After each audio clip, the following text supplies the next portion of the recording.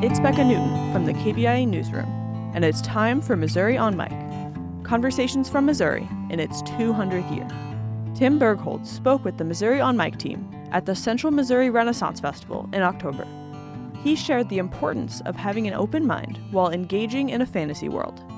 Here's Tim. Well, for me, Missouri is my home. To visitors, it's just a distant land somewhere here in the 50 states. It's special to me because I was born and raised here. I don't know what outsiders, what they're looking for when they come. I mean, we have things that are unique, like our toasted raviolis and our Provel cheese and our Emos pizza. And we've got our arch. But we also got some great barbecue up in the Kansas City area. It's a place I live. It's a place I call home. If others are interested in finding out what's here, come along. But I don't know what draws them in particular. Maybe they like our Cardinals. Maybe they like the Chiefs. Maybe they like the Blues. And that's just something they're into. Out here at the Ren Fair, you get medieval and you get some of those fantasy elements from several different genres, and it all comes together. And maybe you don't know what something is or where it's from, but you can ask around. They'll tell you where it came from or what the origin is. But it doesn't matter if it's futuristic or if it's steampunk or, there's a lot of blend with everything that exists out here, and it's just a lot of fun to see the costumes that people come up with.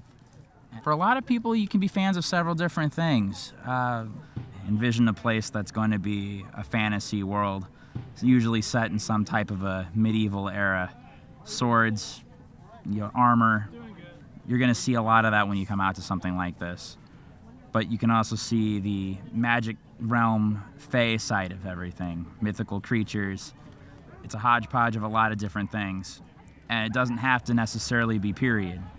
So I say have an open mind and come for something that's going to be a bit of a fantasy adventure. I've only been out to this particular one a couple of times, and every time I come out here, I'll meet up with my brother who travels from Kansas City, and me living on the St. Louis side. I get together with family, but I also get to bring some of my friends out. And for some of them, it's their first time coming out to a festival, so I tell them this one here is probably more unique than either experiences you'll have on the other side of the state. It's my homeland. I think it's because everyone is close. It's community. It's more about the community itself, I feel. For a lot of performers and artisans, this is their end of the season blowout. It's one massive party where we can be personable with each other. I've gotten to know several people who come out and do this, some for a living, some as a hobby, but they love it.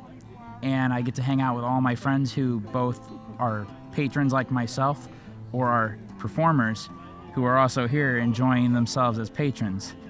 It's a big party for us. I want to see continued growth for this festival.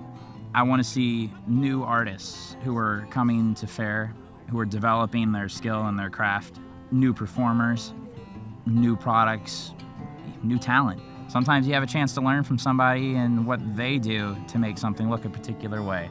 It's just, people are very creative, and it's cool to see that creativity here. That was Tim Berghold at the Central Missouri Renaissance Festival in October, speaking about how this festival, in particular, brings people together. Missouri on Mic is an oral history and journalism project from Missouri's 200th year.